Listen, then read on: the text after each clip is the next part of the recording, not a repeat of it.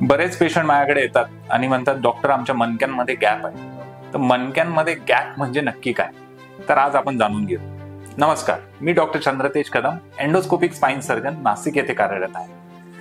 तर actually मणक्यांमध्ये gap म्हणजे ही एक फार मोठी मिसकन्सेप्शन आहे किंवा मिसनॉर्मर आपण त्याला म्हणू शकतो. कारण मणक्यांमध्ये गॅप हा नॅचरली असतोच. जर तुम्ही मणक्यांची रचना बघितली तर ही आहे आपला स्पायनल कॉलम, जो अनेक वर्टिब्रांनी बनलेला आहे व या दोन वर्टिब्रांमध्ये ही डिस्क, ज्याला आपण गादी असे म्हणतो मराठीत, जी की स्पायनल कॉलमला फ्लेक्झिबिलिटी देण्याचे काम करते. तर या दोन वर्टिब्रांच्या मध्ये ही डिस्क असते. तर प्रत्येक मणक्यांमध्ये गॅप हा असतोच. तर कालांतराने जसे वय वाढते किंवा स्लिप डिस्क किंवा सायाटिका यांसारखे आजार ज्यांना होतात, त्यांच्या मणक्यांमधील हा जो नॅचरल असलेला गॅप आहे तो कमी होतो व इनफॅक्ट गॅप कमी झाल्यानंतर प्रॉब्लेम्स येतात.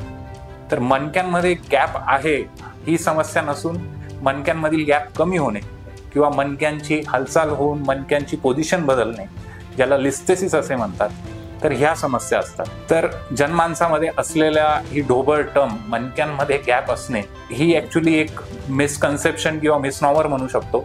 कारण मणक्यांमध्ये गॅप हा नॅचरली असतो.